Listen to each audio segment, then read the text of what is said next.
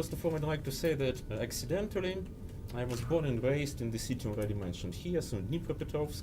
It's a very interesting place in southern east of Ukraine. It was named after the old Bolshevik who was still alive at the moment, Grigory Petrovsky, in 1926, and he lived until 1956. So long life and a huge city named after him.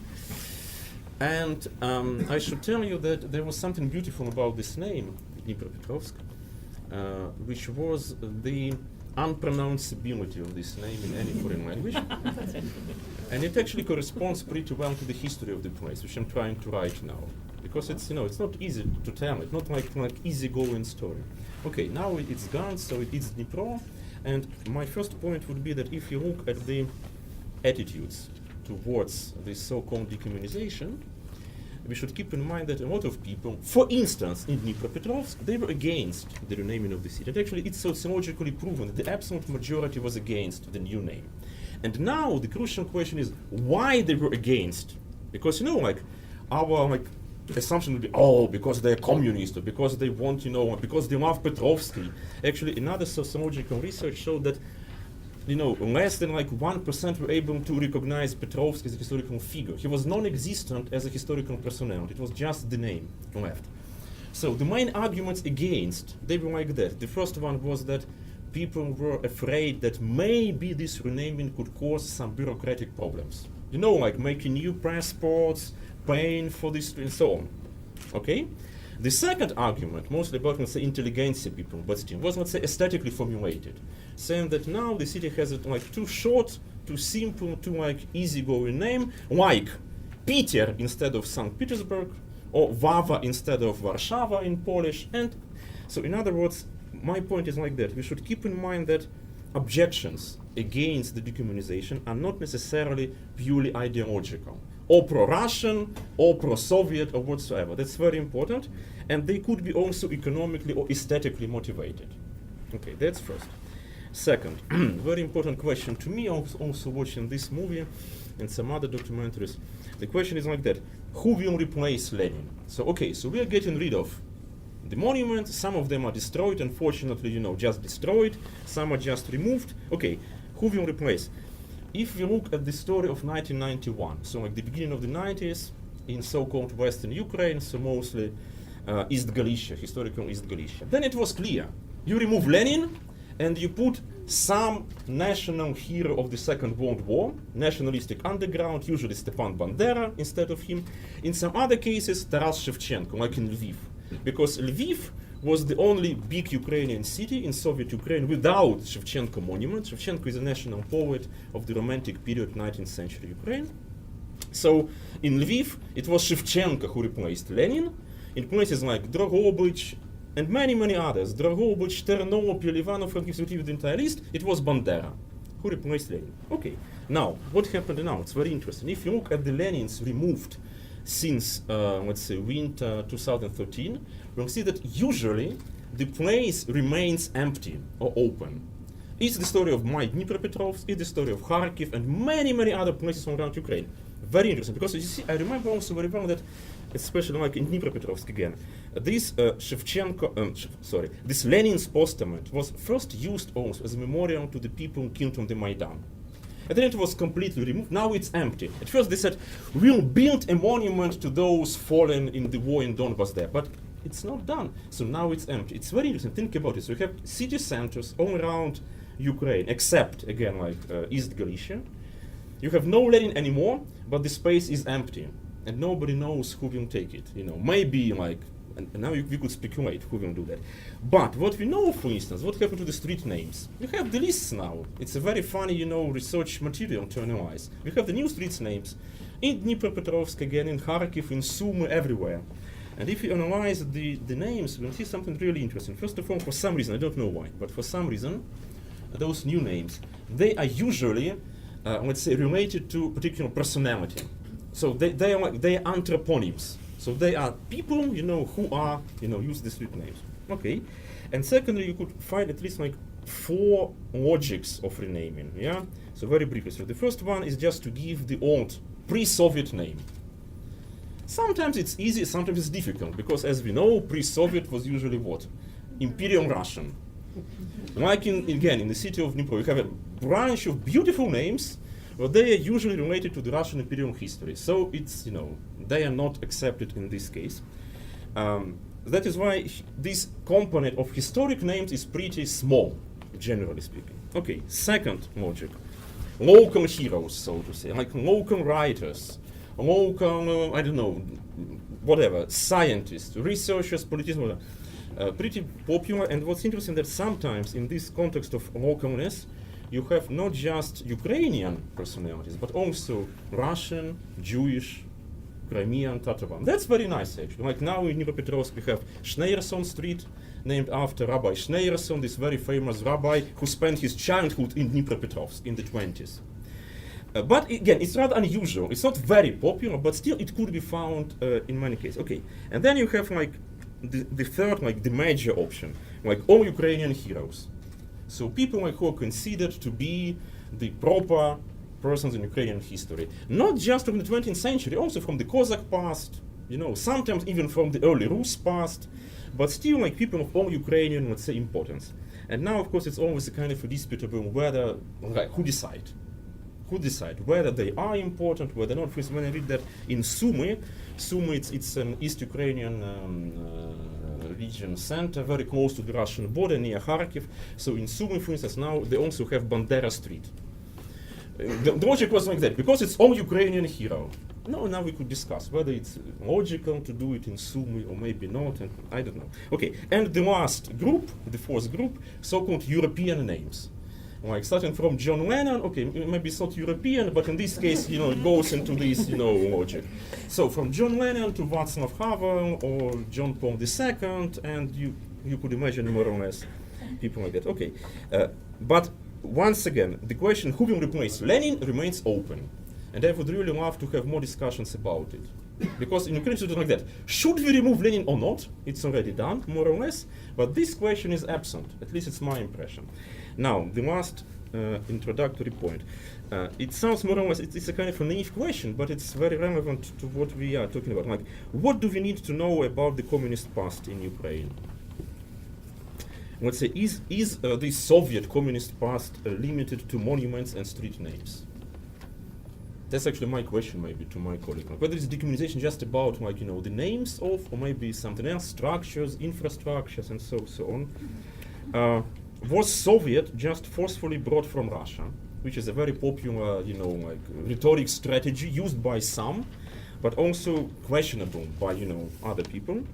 And actually, we've heard already about the selectiveness of decommunization. It's very interesting because you could imagine like that. You have like two Soviet figures, like the one was a Soviet writer, who was the same way included into KGB activities, like denouncing people and whatsoever, receiving Stalin prizes. He is allowed to stay because he was the Ukrainian writer at the Soviet time. And then you have another guy who was, like Petrovsky, who was a Bolshevik, as a party and state leader. He has no right to stay. Very funny. And what happened in Kharkiv? In Kharkiv there's a new street, so a new street name, after the director of a huge Soviet plant. And they said, we are locally proud of this guy. Okay, he was a Soviet director, but it was a huge plant. He made a lot for Kharkiv. Let him be here. And for me, it's it's a kind of it's funny topic to be discussed here. And then like the last question here. Of course, there are voices in Ukraine saying that we should prohibit or forbid the Soviet symbols the same way Nazi symbols are forbidden in Germany, for instance, where I teach now. Yeah, that's the point. Could be discussed, should be discussed actually. But there's also another point saying that maybe Ukraine needs a kind of a painful discussion about itself as not just a victim, but also a successor of Soviet Ukraine. Because then we have a big problem. Whether we accept this Putin's actual idea that the only successor of the Soviet Union is present-day Russia, or not. And I think that this entire discussion is also very much about this question. Who will use and play with the Soviet past, whatever it means, including the victory over Nazism in present-day Europe, in this context. Thank you very much. A lot of things that seemed very simple to me 15 years ago seem less simple to me now. They've become more complicated. I think the first important point is that nobody, not in Central Europe, not in Russia, not even really, I mean, in certainly not in Western Europe, has ever done this in a way that everybody finds satisfactory. I mean, people have a problem with it, they debate it, they dispute it, and that becomes, and the debate about how we commemorate the past becomes a part of contemporary politics, almost whatever you do. I once had a very odd experience. I was asked to, this is right after I wrote the Gulag book, I was asked to come to a seminar at Yale, which was some kind of global studies group. And there was somebody in the room from almost, from 20 countries around the world, Argentina, France, Australia. And I started talking about Russia and the memory of the Gulag. And afterwards, literally one by one, people went around the room and said, yes, we have this conversation in Australia, but it's about Aborigines, Or we have this conversation in Argentina, except that it's about our, the people who disappeared during the dictatorship. In America, our civil rights movement in the 1960s really was, if you think about it, a kind of history movement. It was a movement that rediscovered this question of the Civil War and of American slavery, and it was a political movement attached to a kind of a memory. A movement of memory that we now associate with Central and Eastern Europe. So nobody does it in a way that is very satisfying. Almost everybody has done it in some way. UK? Sorry? UK? Ireland? Some of the Black Sunday, to some degree arguments here about colonialism. And also, if you look far enough back, you can get other, how did religious wars here end? I think if you went back into history, you looked at it, you would discover there was some kind of reconciliation process that happened. So yes, I think. They're not place names. No, not place names and so on. No, because you're lucky enough having to never been occupied. But pretty much everybody else has place name arguments. We didn't call our airports Margaret Thatcher airports, like Kennedy Airport. No. Airport. No, but anyway, but lots of other. But I mean, Ireland has place name arguments. Who knows? We may get there with Scotland as well. So one of the points is that I know that in Ukraine people, not idealize, but they admire very much, sort of, for example, what was done in Poland. But when I look back on what was done in Poland, a lot of it was very chaotic and messy. And the degree to which, in a way, the places where it's been most successful actually are the places where it was chaotic and messy. And so one of the complications that you always get in these memory arguments is to what degree is this something the state does? And to what degree is it something that should be done really by historians, by NGOs, by civic activists, by school teachers? Who's really meant to lead this? And of course the danger is that when the state does it, and this is not, I'm not talking about Ukraine, I'm talking about everybody, is that you can very quickly get into what you have, for example, now in Russia, which is a repoliticization of history, in which people try to use the past and even use past traumas to make a political point in the present. Certainly the memory of national trauma has fed nationalist movements, all over the world and continues to do so. And so simply remembering it or simply having the state remember it is not, doesn't mean you wind up then with liberal democracy 20 years later. It's a lot of the question is how you do it. Generally speaking, the more you can tie a memory of a national trauma and a memory of a regime like the Soviet regime to some program of civic education. So it's not just we're remembering this because we were victims and because, we're also remembering it because we want, to create a different kind of society. And so we're going to study what happened in the past. We're going to try and understand it in order to, and you're nodding, I know you agree with me, but so I'm preaching to the choir, but that you memorize something and then you have some conclusion from it. So simply the act of memory or the act of even the state building up a memory doesn't necessarily change anything or do anything. So that's one point. The second point is it's very important to acknowledge something that I think was clear from the film, which is that everybody has a nostalgia about their own youth. Adam Michnik, who's a Polish dissident, was once asked something about martial law, which was actually a terrible period in Poland in the early 1980s. There was no food, there were shortages, people stood in queues, and he said, but we were so young then. And he was joking, of course, because he was in jail actually during martial law. But there is a way in which everybody remembers stuff that happened 25 years ago when they were 18 or 19 with some pleasure. And it's very important that the memory process or the memory debate in every country acknowledge that. And that you try, it's very important to try and find elements of the past that people can remember and be proud of. For example, I think it's a great mistake in Russia that, in the process of going through and discussing and remembering the past, this didn't happen in the 1980s and it didn't happen later. There was never a moment in which people said, well, actually, we did have heroes during the Soviet period. Russia in the 1960s essentially invented the human rights movement, the modern human rights movement as we know it. But the people who did that never became, other than Sakharov at one point, never became national heroes. They weren't ever the focus of enormous amount of attention. But the point is to try and find things that people can remember and be proud of and make that part of it. So it's not a negation of the past. One of the critiques I often hear in East Germany, which is also often celebrated as a place where they did this so well, that there's actually a kind of backlash now because people are resentful of the fact that their past was just eliminated. Nobody talks about East Germany anymore as if it didn't exist. And so people want to remember. So it's very important to find something that was good about the past. The third obvious point is to avoid politicization as much as you can. As I was saying, it can't be avoided entirely. But the more that you can make this an ongoing debate rather than and this is why your statue point is so complicated, but the more it can be a debate, who are we as a nation? Can we include Jewish and Cossack and Tartar and other kinds of heroes in our national, the more you can make it a debate and an argument and an ongoing discussion about who we are and who we were, the more interesting it is. The more people try to then impose, no, everybody has to have a Stepan Bandera statue, that's when you begin to have trouble. And finding a variety of things that people can be proud of and a variety of heroes to replace this totalitarian system, I think is very important. And finally, I would just make a point about archives. One of the things Ukraine, it seems to me, hasn't had enough credit for and has really done brilliantly well is this opening of the archives. And it's done it so much more so than Russia that people I know who used to work in Moscow archives, which are now often closed, now go to Kiev to work instead because Kiev is so much more interesting and you can get so much more done there. I've worked in the Ukrainian archives. They're incredibly easy to use. You basically walk in, you show an ID, and they give you what you want. It's obviously a more complicated process for secret police archives, as it probably should be, but historical archives are extremely easy to use.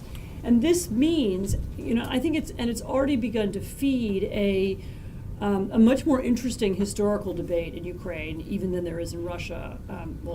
Much more even than in Russia, even though in a way the Russians started earlier. There were very good Russian historians, for example, from Memorial working there in the 90s. But when you begin to give people access and when you do it in an open way, you automatically create a historical debate. For example, I'm now working on a book on the Holodomor, and one of the interesting things about it that I didn't expect, there's now a huge range of views about it, even inside. Of course there's a Russian versus Ukrainian view, which I expected, but there's also a range of views inside Ukraine about what caused it, how it worked, how many people died. And the more you can, and having the archives open and accessible as much as possible creates this, it creates something for people to debate other than stereotypes and cliches. And I think Ukraine has done that incredibly well. And the more that debate, I think, can feed these other conversations about which statues, which street names, and of course the really important point about what children study in school, I think the better. This is a map with Stepan Bandera monuments set in Ukraine. And I would like to pay your attention that those monuments are only in 4 regions of Ukraine, Western European regions. And please pay attention to years when those monuments were set, right? There are only 3 of them were established after revolution, or let's say in the De-communisation period, right? None of these monuments was financed either by state or by local authorities. All of them were financed and was an initiative of public of NGOs, because it's typical for Western Ukraine to believe in that. And so for us, it's also a question of, you can't see, in fact, any other monuments of Bandera right now. Even more, I would like to say that, for example, we as Institute, we, for the 2 years of our existence, last 2 years, we hadn't had a single event, a single meeting related to either Upar or Bandera himself or whatever else. We cover different topics in our activities. Holodomor, whatever other political repressions, archives, whatever. Not this one. So I can't say definitely there are huge discussion in the society about place, about methods, and about all the others of Ukrainian insurgent army, of Bandera himself that take place. But I can't see that this is stated by or it's forced by a state. First one. If you are talking about the law, what is stated by the law, we also mentioned today, I mean the law about legal status of fighters for independence. What the law states, it just enumerates some huge list of different organizations, movements, both armed and non-violent, and the law stated the legitimacy of their struggle for independence. The law doesn't proclaim each of them to be heroes. The law doesn't proclaim that we should, whatever, I don't know, what to idealize each person, each member of it. The law just says that the struggle for independence performed by those institutions was legitimate. So, but still, definitely we can discuss different facts are being discussed. By the way, on our initiative, we created a group, a platform of historians from Ukraine and Poland to discuss complicated questions of Ukrainian and Polish history. It's been in existence for many years. The last, the last meeting of that group was last week in Kiev, and the topic they discussed was Uilleam of 1943. That is the most discussable question in our relations, in fact, and it was very interesting. In fact, it was it was initiated by Institute, and so we're free for discussion. So I wouldn't say that someone is being forced to do something. And the same. And so the last one, if to talk about the letter of historians, the main reason for such letter to appear, from my is as I understand it, is to say about some threats for criminal responsibility, right? For denial or for glorification or whatever else. But there are no such criminal responsibility foreseen, for example, for the denial of the struggle or whatever else. It's a little bit in different way is said in the law. So